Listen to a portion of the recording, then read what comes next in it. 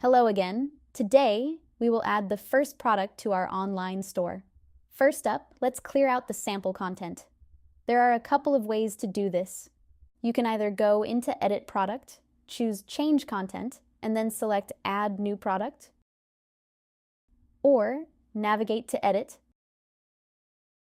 then Your Products. You will be asked if you want to delete the sample content. We'll click on Remove to confirm. You'll automatically be redirected to the New Product pop-up. Let's start by adding a title.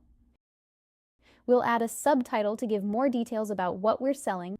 Next, we'll set the price. Don't worry about the currency for now. We'll cover how to change that in a later video. Now, add a description. This should be detailed enough to inform the customer about the product, but concise enough to keep their attention. Then click on Add Images to upload photos of the product.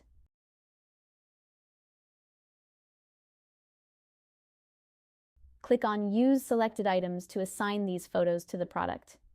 Once we've uploaded our media and filled in all the details, we click Done. Our first product is now available in our store. In our next video, we'll dive into how to style our product page. Thanks for watching, and we'll see you in the next session as we continue to build our online store.